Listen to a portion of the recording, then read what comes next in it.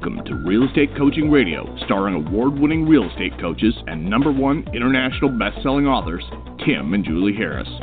Real Estate Coaching Radio is the nation's #1 daily radio show for realtors who demand authentic, real-time coaching. Get ready for fluff-free, unfiltered, full-strength honesty about what's truly working to get you into action, helping others, and making money now in today's real estate market. Now to our hosts, Tim and Julie Harris. Welcome back. Thank you for your patience as we get back to this topic. Julie and I had actually some interviews and some other things that crept up that made the pattern of the continuation of this series be protracted, so I apologize for that. We are going to finish that this week, though we do have an interview scheduled for tomorrow. The topic for today's podcast is 5 proven steps to become rich and stay rich, and today is part 2. This is one of the most important things I think we've ever presented on our podcast. We've done thousands of shows, and we've had, at this point we're closing in on 7 million streams and downloads and total listens. So this is, when I say that, I think maybe you should listen, because this is one of the most important topics. If you don't get this topic, everything else is going to just sort of fall by the wayside. And I know you're going to understand more as we get back into our points. For all of you who've been sending me feedback and giving us emails, letting us know that you really appreciate the depth and breadth of this content, I sincerely appreciate it. I know this is not your normal real estate light type information, and we try to always treat you guys with the same respect that we'd like to be treated with ourselves if we are in your positions of wanting to receive the best real estate information that there is, best business advice that we can give. So, yeah, we do go about 1,000 leagues deeper than most people are going to when they're presenting to real estate agents.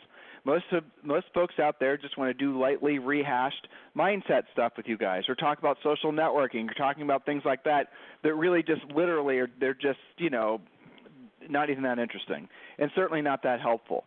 What we're doing is we're trying to reset your mind and reset how you think, and on this series of podcasts, we're trying to help you seriously reset your mind with regards to how you think about money. Because at the heart of what a lot of us struggle with, especially if you come from humble beginnings like Julie and I, and if you listen to the first podcast, you'll understand on this series, again, it's 5 proven steps to become rich and stay rich. Listen to part 1.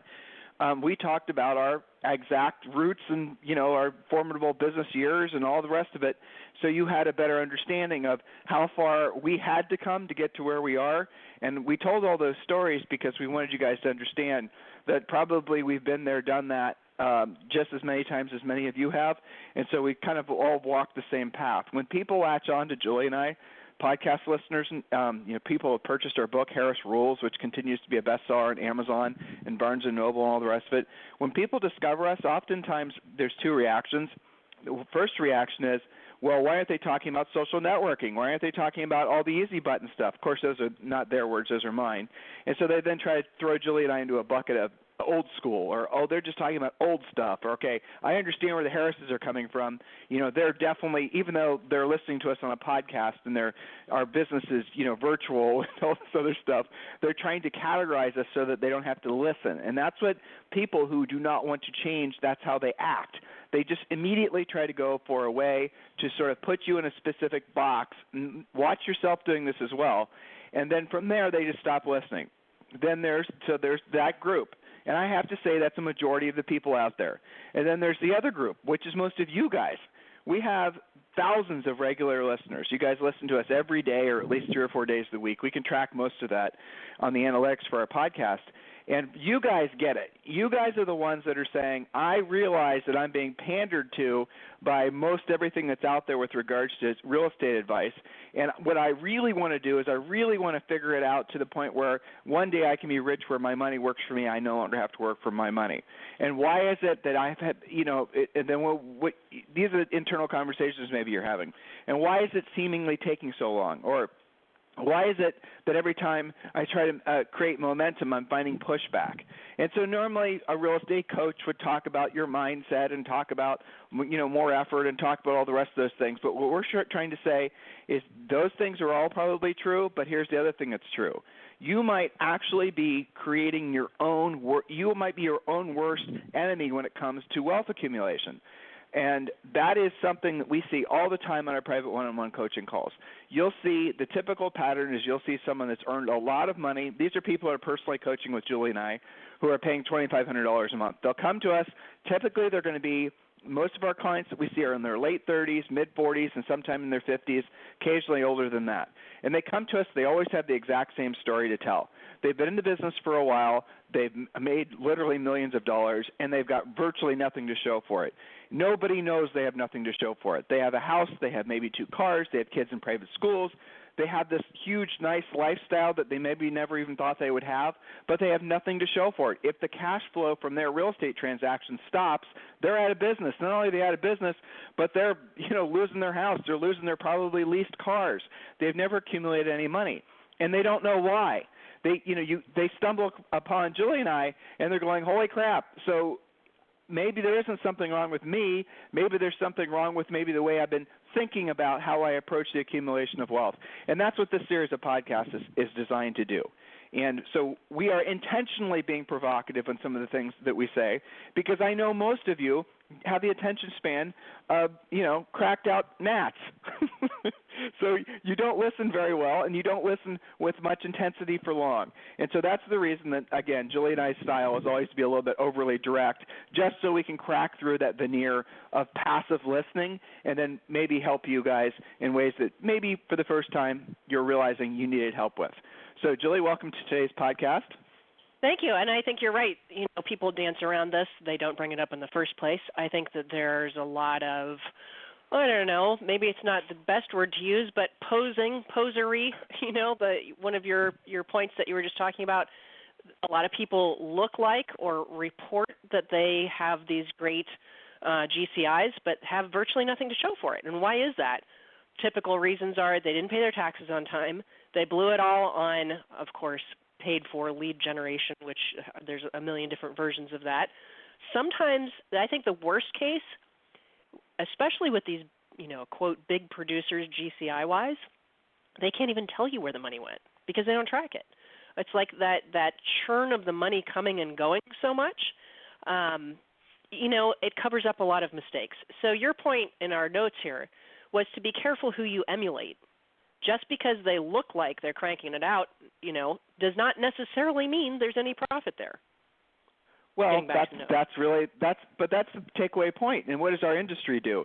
It idolizes. And look, Julie and I we were top producers. We had more attention than any humans deserved after we sold 100 houses our first year in the business back about more than 2 decades ago, which is shocking to say. And after that, we sold between 100 and 200 houses per year for, the duration of our career. We did have a real estate team. We did do a lot of the things that are still being done now, and this was back in the 90s. And so we speak from authority. But even then, we were learning on the job.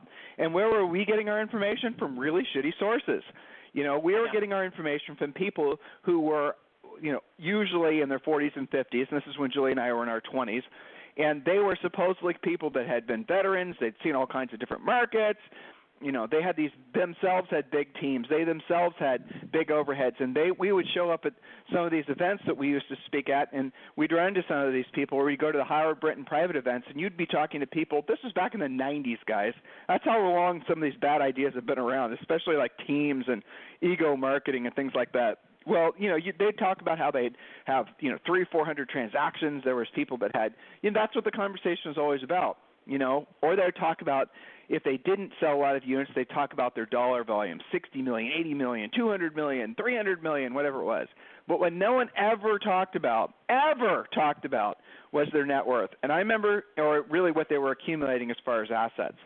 And that always rubbed me the wrong way because the reason that we got in the real estate business was because we wanted to be rich. Now, we didn't have a real succinct definition of it then, but we do now. And rich is simply where your money works for you. You no longer work for your money. Make sure you're listening to the first series that we did on this topic because we got into the weeds about that quite a bit. The moral of the story is that was a great business.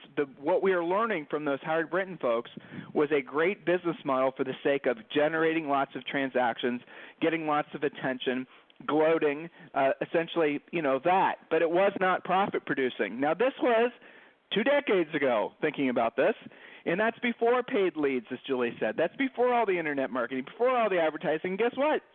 You could also get 6 and 7% on a regular basis back then. Nowadays you can't, not really. And nowadays there's a billion other ways to spend your money.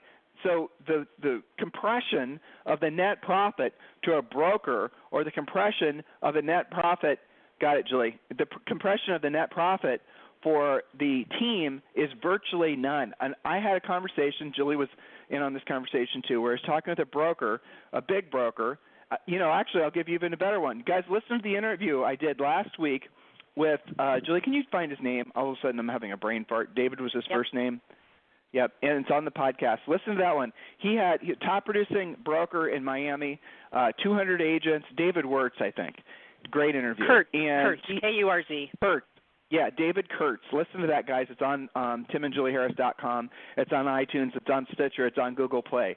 So he was talking about the fact that his brokerage was, 200 agents, Miami, huge sale price, but his net was terrible. It was 2% and less. Think about that.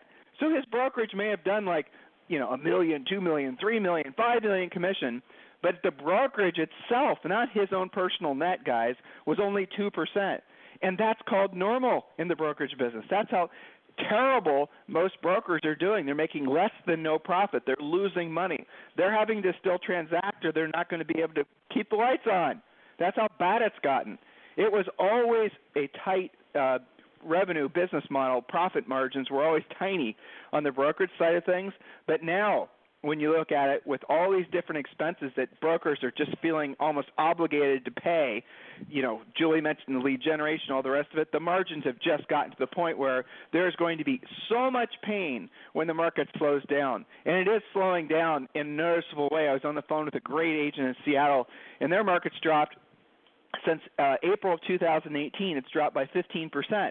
You're not hearing about that in the news, are you? Of course, in David's market has dropped, New York's dropped, and these markets are dropping double digits, guys. These are not single slowing markets. These are markets that have dropped precipitously, and there's no reason to believe that they're going to turn around again. So all the things we've been preparing you for on this podcast for the last few years are coming home to roost. So where do you go with all this information? When you're in business, your goal is to make a profit. Teams are making marginally better profits, as much as you can get the information from their, sort of sketchy tracking, are making marginally better profits than what brokerages are. And there are people out there that are being teaching you guys how to form teams that are not being truthful with you about the margins. How do I know? Because when you get somebody who has a team on a call and you start talking to them about what their profit margins are, and you see what their spreadsheets are, you see what their expenses are, you look at their tax returns, they're making in many cases the same margins as the brokerages are, and we just talked about that. Because what is a team at the end of the day? It's just an elaborate brokerage, isn't it? And I'll give you an example. There was an agent I was talking to in Canada, and I'm not going to mention his name, and he worked running an expansion team, which is, again, just basically an elaborate mini brokerage for a broker, and the total GCI was something like $3 million. There was 3 separate real estate offices in 3 separate markets, and they were making $3 million in total GCI. The guy who put it all together and was taking all the risk was making less – I don't remember the exact number, so I'm not going to act like I do, but it was less than $200,000 per year before his personal taxes. These are the things that you guys are being taught as to the paths you should follow. That's what I call stupid. There's no other way around it. It's just stupid, because if the market slows down, which it will, when the sales momentum slows down, which it will, if all of a sudden the sales velocity slows down, which it will, and those margins are already so small, what's going to happen to that person who's taken all the risk to form that team and the expansion team? Wiped out. And that's what happens every single time. Is anybody telling you that except Julie and I?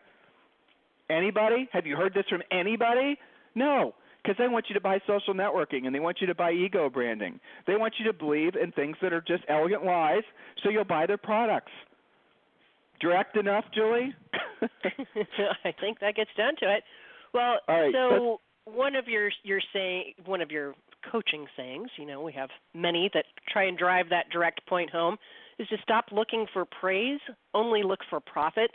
Some of these decisions that these guys make, and it isn't that different than in the 90s when there was a lot of ego purchasing going on, is praise. It's the recognition. It's what you crave that the market doesn't naturally give you, because if we're being honest, deals have gotten more complicated, and on a daily basis, you guys get kicked in the teeth one way or another, whether it's an appraisal that goes sideways or an inspection or an agent that you clash personalities with. And so some of this that you buy is to make yourself feel better, okay?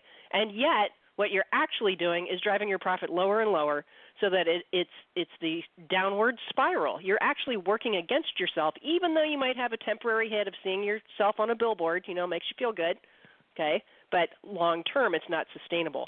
So I think the way to remind yourself, and maybe even post this on your wipe-off board, is to stop looking for praise, only look for profit. The praise will come by you doing a killer job for your clients, and the praise will come from yourself saying, thank you, past Tim. Thank you, past fill in the blank with your name, for having it together and not getting sucked into some of those poor decisions. So you don't have to be, selling real estate when you're 80 years old. So be on the lookout for people wanting to fill your ego cup while draining your wallet. I think that's a really succinct way of saying it too. You look for people that are trying to sell you, trying to convince you of things where profit never enters the conversation. That's what you have to be watching for. Those are the scammers. Those are the snake oil salesmen. Those are the people that do not give a rat's ass whether or not you're going to have any profit from your business. They're just trying to placate you. The easiest way for somebody to sell you anything is by making you basically how you see yourself. They're trying to make it so that, look, you buy this, you'll have this placement, you'll see yourself here, what Julie's points just were. So be very careful about how you go about making decisions, and be honest with yourself. You really don't, and neither did we, okay? So don't think I'm picking on you because I'm not. You have really no experience making smart business decisions. Most of you don't. Neither did we, okay? And we learn every day too, still, of course. But so the reality of it is most of you listening, you go to other real estate practitioners and these fake gurus who have never sold real estate before, and those are the people you get your advice from.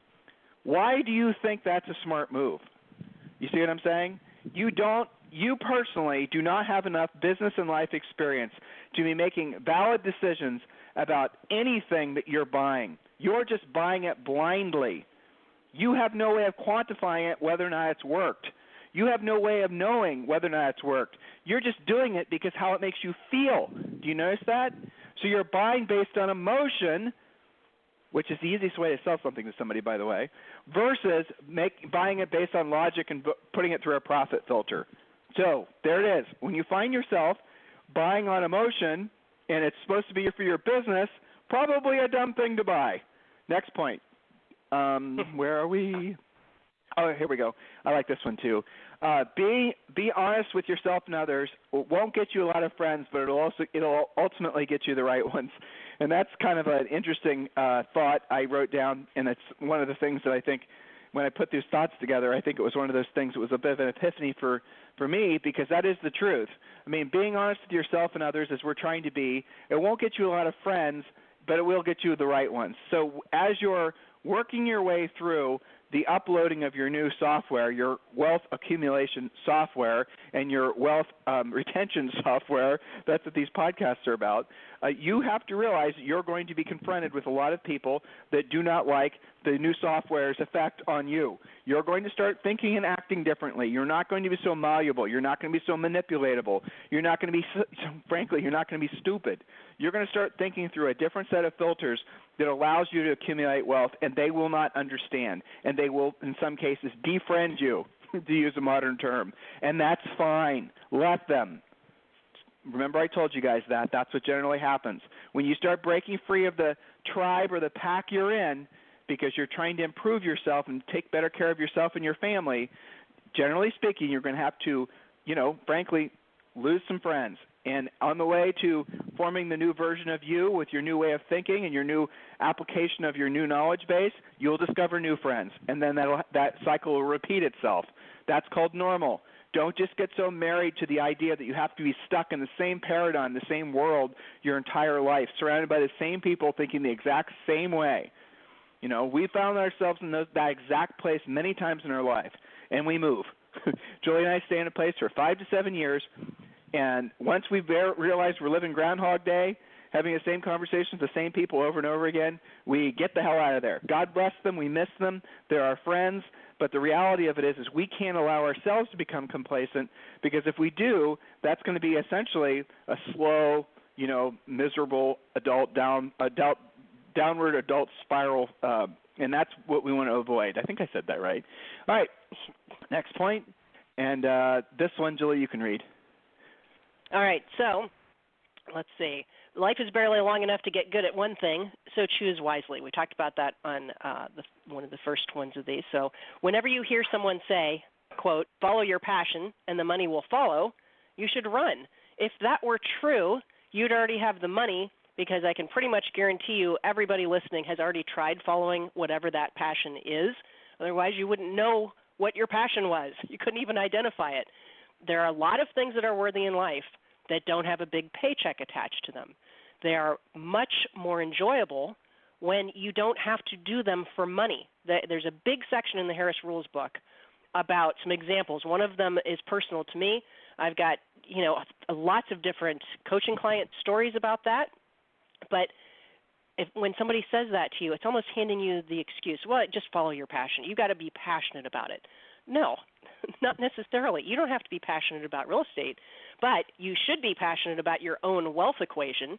The more people you help accomplish their goals, the more people you help accomplish their goals, the more of life's treasures, some of which may be your, quote, passions, you will discover and be able to follow. Everything you want in life is on the other side of accepting that your highest and truest, most fulfilling version of yourself comes from being of service to other people. Be passionate about that.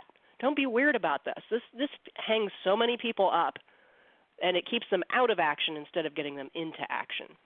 So, next point, Tim. Yeah, well, those are three great points. I appreciate that. And, guys, tomorrow we're going to get to the actual steps of the actual wealth building, and this is where we're going to get a little bit maybe analytical for some of you, but get ready to take notes, and you'll maybe some of the information you'll apply today, other bits of it you'll apply a year from now. Last time we presented this, we literally had people coming up to us and thanking us afterwards. In Hawaii, in particular, when we were there presenting with Elite, we had several people come up and say, we had presented a rudimentary version of this same topic on our podcast maybe 2 years ago, and it wasn't as developed as this is, and we had people come up emotionally saying it's something that changed their lives, and that's the information that we're going to present to the rest of the week. All right, so where were we, Julie? Everything you want everything you want in life comes from sometimes long periods of doing what you don't want to do when you don't want to do it at the highest level, and that's a bitter truth, but it is the truth. So as you hear us say on this podcast, doing what you don't want to do when you don't want to do it at the highest level is the key for long-term, ever-increasing levels of success. Some of you believe that success is, basically comes and goes, that you have success one day, 1 month, 1 year, and it has to be followed by a shitty year. You actually believe that, and so you make it true. In other words, you stop doing the things that it took for you to be successful in the first place, and that's the reason that ultimately you have ups and downs in your income. And a lot of you guys are tricked. You've played mental gymnastics with yourselves, and you actually believe that your success comes from primarily your thinking and not your efforts. That's going back to the witchcraft and hokiness of a lot of the mindset stuff that's out there. Be clear. Your effort equals your results, not your thinking about your effort equaling your results. It's not thinking about and postulating about what you're going to do, right? It's not the law of attraction, guys. The law of attraction follows the effort. With no effort, nothing works. Some of you, again, have overly complicated it, and you've fallen prey to this new age thinking. I get it. I understand. It's attractive. It's wonderful to think that I can sit around and think about, whatever it is, and somehow magically it'll just appear. A lot of you still believe that. Here's the real bottom line truth. Ever-increasing levels of success comes from doing what you don't want to do when you don't want to do it at the highest level. Full stop. That's it. Write that down. There's your tattoo. Oh, doesn't look good on an arm when you're writing elfage, wherever the millennials are doing their tattoo font in, because it looks better to have nice little follow your passion and the money will follow. Guys, don't you see the dichotomy here of what we're trying to present to you? Again, we get thrown in the old school bucket. Maybe what we should be really being thrown in is the truth bucket. That's the one I think we'd probably fit better in if you chose to categorize us at all. All right, next point, last point, and then the next point is going to be, I'll read the title to you guys in a second. All right, last point, keep yourself in motion at all times in all aspects of your life. Remember that inaction is an action, and that goes to something we try to help you guys understand, and we see this in coaching clients. A lot of people try to get to a point where they're in stasis. They're voluntarily complacent, and I get it. Trust me, I get it. I definitely get it. But nothing stays the same. If you stop working out, if you stop showing demonstrative, gregarious appreciation for the people you love, if you stop tending to your business and your clients, if you stop pulling the weeds out of your garden, however you want to say it, it's going to change. Nothing stays the same. There's a lot of Bible verses attached to this in particular, this topic in particular. But here's the concept for a lot of you. You have to monitor yourself where you've stalled out. And wherever you stalled out, you're not going to keep what you have. You're going to lose what you have at a rate that'll just make your head spin how fast you'll lose it. If you stop improving your mind, your skill set, if you stop improving, if you start bringing into your mind a lot of people that are going to make you feel paranoid and scared and all these types of things you get from the media, if you start doing all those types of things, those are the types of things that lead to inaction. So psychologically, what's happening is you're giving up control of your own future by not taking the everyday, ever-increasing levels of action to continuously improve yourself. So just remember that, guys. There is no such thing as complacency. It's almost a fake word.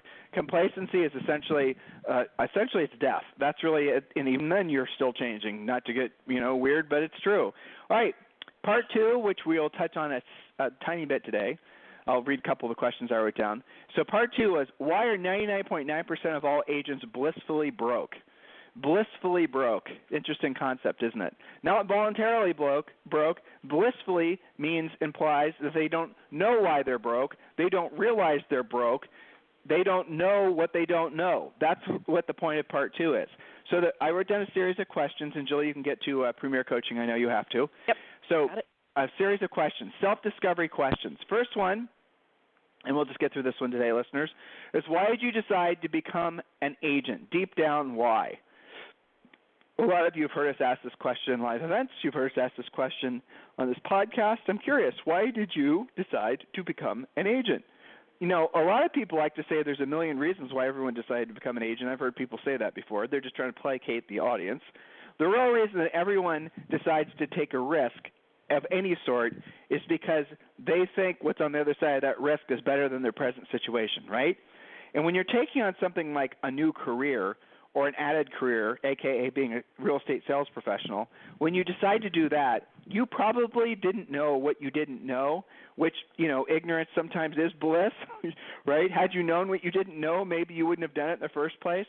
But now you've already committed to it. You've gotten the license. You've gone through all the trials and tribulations. You've been in the real estate business for a while. You're doing transactions, and you're realizing you still have to relearn constantly. And I get it. It's sometimes frustrating. You want to feel like you've got it all figured out, but there's stress in thinking you have it all figured out, because what then happens is you start getting paranoid. So, if you're constantly learning and trying to make yourself better based on the idea that what you're striving for, to answer the question for you to help you think, hopefully, you're striving to be free. Ultimately, that's the reason when we ask that question of folks and they start giving answers, they'll start giving good answers. Sometimes they're a little shallow, the answers, and you kept on pressing them. You kept on, making them drill down, as I'm fond of saying. What you'll always hear is the word freedom. They might say it slightly different, but that is what everyone wants. Everybody wants freedom from worrying about money. Everyone wants freedom to essentially liberate themselves from having to face the daily burdens of having a transactional-based life. When you are transactionally based in your life and how you earn income, it is always stressful. Even if you have 10 deals going, 20 deals, if you stop doing the things necessary to generate the business in the first place, guess what happens? You lose money. You lose momentum. Maybe 90, 120 days from then, you are, losing money even more because you have no income coming in. What happens if you decide today, right now, that the reason you got into real estate in the first place was to be rich, and use our definition, listeners, it's very simple. It's where your money works for you, you no longer have to work for your money. It's where you have enough money coming in every month that covers your personal overhead. When you accomplish that goal, and all of you can in a shockingly short period of time, when you accomplish that goal, you will find yourself rising emotionally to another level. Because you will then have space in your mind to think about other things, like the passions of life, for example, to Julie's point. If you no longer had to worry about money, where money was coming in abundance enough so all the money coming in was covering all your personal overhead. And then let's say you even increase that a little further. You then could have what in your life that you don't have now? You don't even know. Isn't that interesting? You don't know what you'd do with the time, with the mental energy. I promise you it's a hell of a lot better than having to worry about money constantly.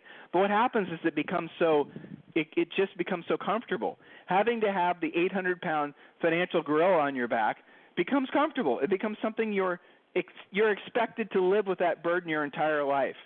Get it? This is called software. It's called how we're programmed. Do you want to live like that the rest of your life? Is that a choice you would have made for yourself when you were a little kid, thinking about how you'd feel at this point in your life, to never be able to shake that 800-pound financial gorilla off your back? Would you have chosen that for yourself? Would you choose that for your children? Well, you are, because you're teaching them to act just like you have, which has led yourself to a point where you haven't been able to make a real strides towards, most of you, towards being rich where your money works for you, no longer work for your money. Are you happy about that? Here's the thing. You can change it. If you're allowing yourself, if you say, damn it, you know what, this Harris guy, maybe he's got something going on with regards to this particular point. Then you're going to start saying, okay, what do I have to do? I'll tell you exactly what you have to do. Download the Real Estate Treasure Map. I'm going to give it to you for free. Just text the word Harris to text the word Harris, Harris, to 31996. Text the word Harris, Harris, to 31996. 6 free books that you're going to download. The one I want you to download the first is the Real Estate Treasure Map, and that's going to get you started in going through all your numbers in a real way. Not just some touchy-feely, frothy, surface approach to forming a business plan, but this is your exact step-by-step pathway towards knowing exactly how much money you have to earn and knowing exactly how many listings you have to have, knowing everything that you need to know so you can actually create your own path to having freedom. That's what you need to seriously consider giving yourself as the greatest gift. Because all the tchotchkes and all the double macchiatos and all the trips to Paris will mean absolutely nothing compared to the sense of just absolute, incredible, almost spiritual relief that comes from not having to think about money anymore. Now, you'll have to think about it. Maybe that's overstating it, but not having it be a burden. That's a reality that all of you can experience in your lives. And you can experience it, like I continuously say, in shorter periods of time, but you just have to give yourself permission to load new software. So we're going to pick up tomorrow where we left off today, and or Wednesday, depends on if this interview actually happens tomorrow. In the meantime, if you guys need to get a hold of me for anything, feel free to text me. It's 512-758-0206.